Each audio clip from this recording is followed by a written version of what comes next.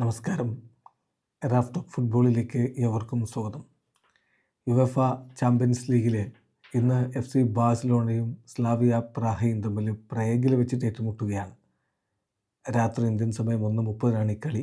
ബാഴ്സയെ സംബന്ധിച്ചിടത്തോളം കളി ജയിക്കണം, ടോപ്പ് 8ലേക്ക് കടക്കണം.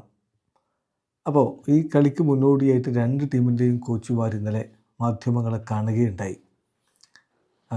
ഇൻറിച്ച് ട്രിപ്പോസ്കിയാണ് സ്ലാവിയ പ്രാഹയുടെ കോച്ച്. അദ്ദേഹം പറയുന്നു, ബാഴ്സയെ പോലുള്ളൊരു ഓപ്പണറിനെതിരെ നമ്മൾ ഏറ്റവും ബെസ്റ്റ് കളിക്കുക എന്ന് മാത്രമല്ല, മിസ്റ്റേക്കുകൾ ഒഴിവാക്കുക, അല്ലെങ്കിൽ അവർ നമ്മളെ പണിഷ് ചെയ്യും.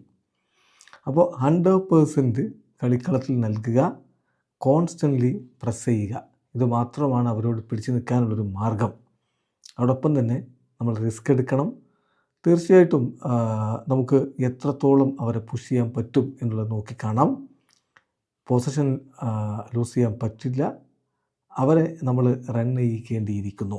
അങ്ങനെയൊക്കെയുള്ള ചില കാര്യങ്ങളോടെ അവരെ തടയാൻ മാത്രമേ സാധിക്കുകയുള്ളൂ എന്നാണ് ഇപ്പോൾ അവരുടെ കോച്ച് പറഞ്ഞത്. കൃത്യമായിട്ട് രണ്ട് ടീമിൻ്റെയും ക്വാളിറ്റിയിലുള്ള അന്തരം അവരുടെ കോച്ചിന് അറിയാം എന്നർത്ഥം. അതേസമയം അൻസി ഫ്ലിക്ക് ഇന്നലെ മാധ്യമങ്ങൾ കണ്ടപ്പോൾ പറഞ്ഞത്, ചാമ്പ്യൻസ് ലീഗാണ്, എല്ലായ്പ്പോഴും പ്രഷറുണ്ടാകും. സ്ലാവിയ എന്ന് പറയുന്ന ടീം നല്ല രൂപത്തിൽ ഡിഫെൻഡ് ചെയ്യുന്നൊരു ടീമാണ്, അതുപോലെ തന്നെ ഹൈ ആയിട്ട് പ്രസ് ചെയ്യുന്ന ടീമുമാണ്.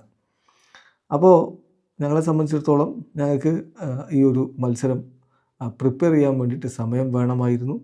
അത് ഞങ്ങൾ ചെയ്തിട്ടുണ്ട്, പ്രിപ്പയർ ചെയ്തിട്ടുണ്ട്.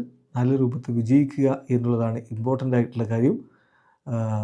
ഇനി ഈ ഒരു കളിയിൽ വിജയിക്കണം. അടുത്ത 2 മത്സരങ്ങൾ, ഈ മത്സരവും അതിനടുത്ത മത്സരവും വിജയിച്ച് 6 പോയിൻറ്റും കരസ്ഥമാക്കുക എന്ന ലക്ഷ്യത്തിൽ തന്നെയാണ് ഇവിടെ എത്തിയിരിക്കുന്നത് എന്ന് അദ്ദേഹം പറയുന്നു. അതോടൊപ്പം തന്നെ അദ്ദേഹം പറയുന്നൊരു കാര്യമുണ്ട്, ചാമ്പ്യൻസ് ലീഗ് വിജയിക്കുക എന്ന് പറഞ്ഞാൽ അതൊരു ഡ്രീമല്ലേ. അപ്പോൾ ബാഴ്സയുടെ ഒരു ലക്ഷ്യം അത് തന്നെയാണ്. ബാഴ്സയ്ക്ക് വേണ്ടി നമ്മൾ കളിക്കുമ്പോൾ എപ്പോഴും നമ്മുടെ ഒരു ഒബ്ജക്റ്റീവ് എന്താണ്? കൂടുതൽ കിരീടങ്ങൾ നേടുക എന്നുള്ളതാണ്.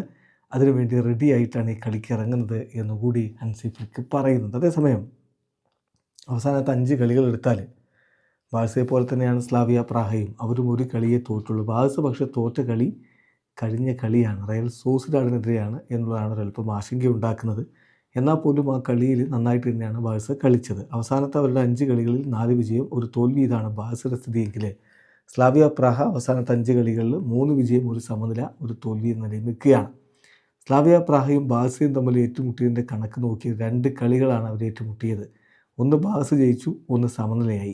ബാഴ്സ സ്ലാവിയ പ്രാഹയുടെ വലയിലേക്ക് 2 ഗോളുകൾ അടിച്ചപ്പോൾ തിരിച്ചവരൊരു ഗോളാണ് ഇങ്ങോട്ടേക്ക് അടിച്ചിട്ടുള്ളത്. സംഗതി എന്തായാലും ഈ കളിയിൽ കൃത്യമായ വ്യക്തമായ ആധിപത്യം FC ബാഴ്സലോണയ്ക്ക് തന്നെയാണ്.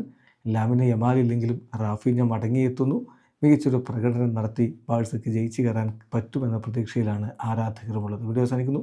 ഫുട്ബോൾ ലോകത്തെ കൂടുതൽ വിശേഷങ്ങളുമായി റാഫ് ടോക്സിൽ എത്താം.